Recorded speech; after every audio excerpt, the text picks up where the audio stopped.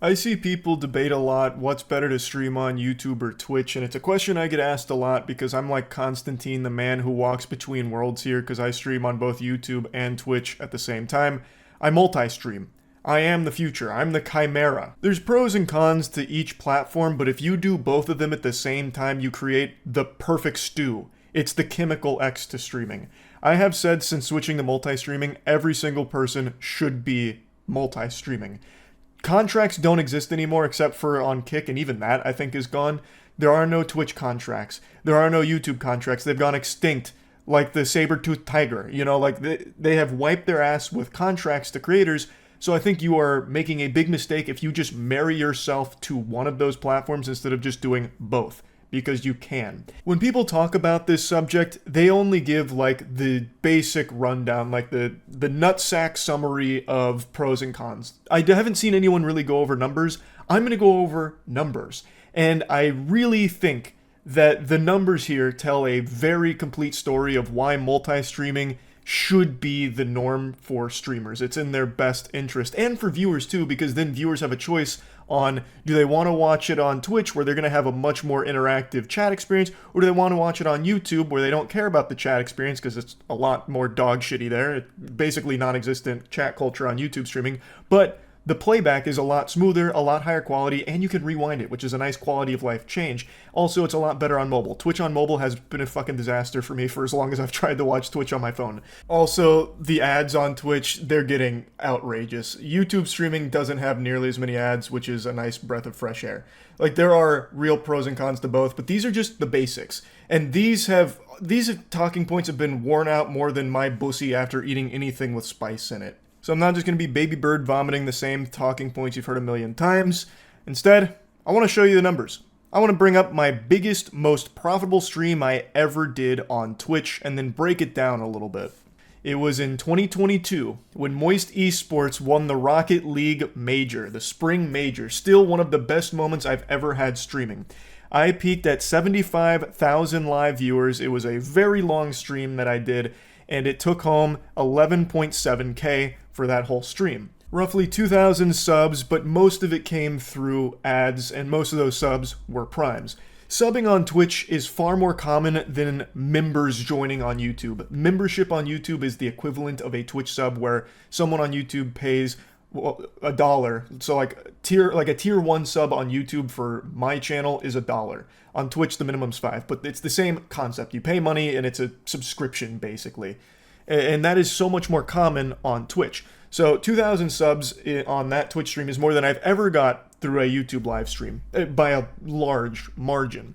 And 11.7K is the most profitable stream I ever had in my entire 7 years on Twitch. I actually streamed on Justin TV before it became Twitch. I used to do like World at War Zombies on there and shit, but then I took like a long hiatus and then came back in like 2016. But this was the biggest stream I've ever done. I then switched to multi-streaming last year. And what I've learned is Twitch is much higher potential to earn money while live than YouTube, and it's because of things like the Twitch Primes, which have become a pretty integral part of the Twitch ecosystem, and ads. Twitch actually has more ads than YouTube, and thus, since more ads are playing, that's more money being generated from those ads to the streamers. There's so fucking many ads on Twitch. They pump ads out the wazoo, and they are so intrusive. I wouldn't be surprised if in the next couple years Twitch integrates a system into their player that has like eye tracking capability, so if a viewer looks away during an ad break, it'll pause the ad till their eyes are glued right back to it to finish the ad. It's brutal, but it does have higher earning potential while live for those streamers that have all of these ad breaks that are going on. So Twitch has a higher earning potential through live content. And the VODs on Twitch don't make any money. Like, they just don't. I don't even know if they're fucking monetized. And if they are, I don't know if streamers even see a penny of that. Like, not a single one of those fucking clams makes it to a streamer's pockets through the VODs. But on YouTube, it's a totally different story. My most successful stream on YouTube isn't the one I just had at the Game Awards with over 110,000 live viewers, which is my biggest stream by viewer metrics. The most profitable stream I've ever done, the most profitable anything I've ever done, is this stream right here, my Starfield stream. During the stream, I had 31,000 average viewers with a peak of 38K, which is a big stream. That is a big stream for me. It's actually more average viewers than the Rocket League one, but the Rocket League stream not only was a longer stream, but had a higher peak, and thus you would expect make more money because of the ads and the subs that came through. Well, what if I told you that's not the fucking case when it comes to YouTube streaming? Because this Starfield video actually made $84,000. 84,000 doubloons for a 4-hour stream just playing mid-poop-ass Starfield. The actual... Like, this was like an insomnia, try not to fall asleep challenge, basically. $84,000. And it's not because the 31,000 viewers all of a sudden just started, buying memberships or donating tons and tons of money. This wasn't like the biggest documented case of credit card fraud and money laundering that the internet's ever seen. In fact, the live stream itself made 1.6K on ads, and the other $78,000 came from the VOD and the ads that played during a VOD. Now, the membership number there, the 2.4K, a lot of those memberships were just from people watching the VOD and then buying a membership, not them doing it while it was live.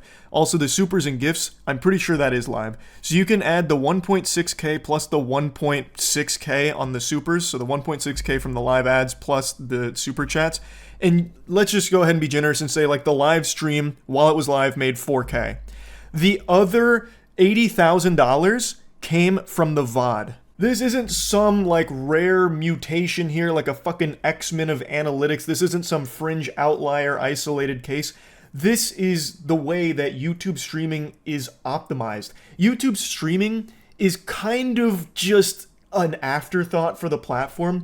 YouTube has always been about VODs, the videos itself. So when you finish a stream, it becomes a VOD, and that enters into the YouTube algorithm. And YouTube is extremely efficient at monetizing VODs. So finishing a 4-hour Starfield stream, it immediately saved as a VOD and made tons and tons of money through the VOD. Whereas on Twitch, I don't even think VODs are monetized. And if they are, it's not the creators making the money from the VODs, I don't think.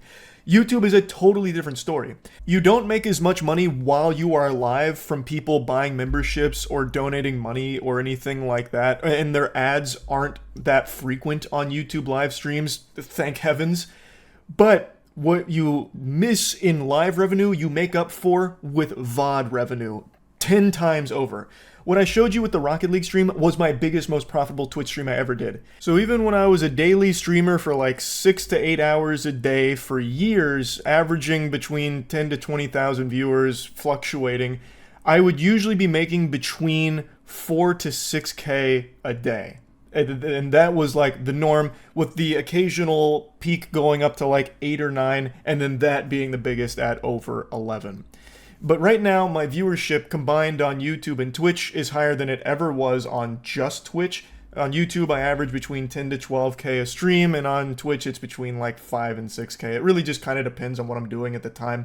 But on Twitch, you'll make more money while live and make nothing once the stream ends. On YouTube, you'll make less money while live and then could make 5 times as much from just the VOD. On Twitch, when the stream ends, it's basically forgotten. That's lost media at that point because no one's fucking watching Twitch VODs, it seems. On YouTube, when the stream ends, well, now the journey's just begun. Like, now, there's no telling what that can generate. Like, take this for example. This was a very normal, pretty low-key stream. I was just replaying Gears of War, one of the most important games in my life. This wasn't a brand new, hot release that would be, like, algorithmically successful. Like, it's not like something the algorithm will be salivating over, pushing out a Gears of War live stream. Gears of War is older than the hair on your grandma's titty nipple. Like, this is one of those streams where I do just because I really wanted to replay this game. And you can see my average viewers were 10,000, which is normal. That's a pretty normal stream for me on YouTube.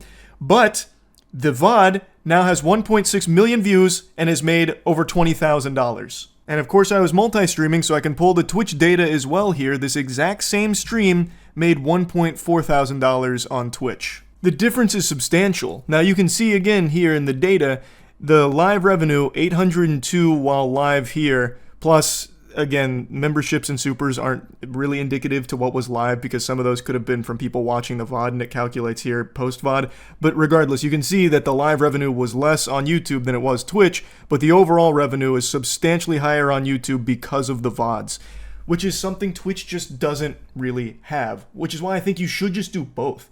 Your potential to earn while live is much higher on Twitch, but your potential to earn through VODs is astronomically higher on YouTube, so you're really doing yourself a disservice if you don't just do both. And again, it is a positive for viewers too, because they'll be able to choose the platform they want to watch on, as opposed to having to roll their eyes and be like, oh, my favorite streamer's on YouTube. I hate the fucking chat there, but whatever, I guess I'll watch. Or maybe I won't. I really hate YouTube streams. Or vice versa. Oh man, my favorite streamer's only on Twitch. He went from YouTube to Twitch, and I just don't like Twitch. I'm not a fan of it, and I guess I'm just not going to watch him anymore. I'll just wait for the VODs on YouTube when he posts the clips. Like, now they have the option of just being on what platform they want to watch the stream. And there's a lot of streamers that are making the switch to multi-streaming. I just really think this should just be common practice for anyone who streams, because there's no reason not to. There is no exclusive contracts anymore. They're gone. Poof! They've vanished. And that's great for streamers and viewers alike, honestly. I used to think contracts were the future for streams, but that was until I realized just how efficient multi-streaming is from both a streamer and viewer side. There are just endless examples I can give in my time multi-streaming. Like, here's another super normal one with me playing an indie game that I really like called Another Crab's Treasure. Fucking Crab Souls. Absolute banger of a game, but it's not like this stream was doing crazy numbers, right? Like, the movement on this stream wasn't anything, unfathomable. Average 13K viewers, but the VOD now has over 2 million views, and it's made over $30,000. And to show this same stream what it did on Twitch, the numbers that it put up over there, it did 1.3K during the live stream, and nothing from the VOD. I can go on and on with the crazy numbers that YouTube stream VODs are capable of putting up. Like, here's me just playing Liza P, fucking Pinocchio Souls, 16,000 average viewers, and the VOD has made over $51,000. I just don't think there's a very good argument to only streaming on one platform. There is no reason you shouldn't just multi-stream. Your viewers are going to pick the platform they most prefer, and I think that it's nice to at least give them the option of choosing that for themselves too. And again, the potential for the streamer is pretty huge. So yeah, anyway, hopefully this was helpful for anyone out there that's trying to decide what platform they should stream on. I think it should just be both. That's my advice, and to any streamers out there right now that are only streaming on either YouTube or only on Twitch, really think you should just come in the middle and hold hands with both platforms and just, like the commercial, why not both? I really think that it's probably a good idea. I do want to say though, regardless of what platform you're on, it's a very saturated market, so it's going to take a lot of luck. I've said this since the beginning of time. I'm not special. I got lucky. You could be making the best content the world's ever seen, turbo cheek clapping, slapping, banger, heater after heater, but at the end of the day, it's all about having that one lucky break that puts it in front of people's peepers and gets them interested. The only thing you have control over is the consistency. So that way you'll have like a catalog of videos that people can go back and watch after they might find that video that popped off through luck. So that's really about it. See ya.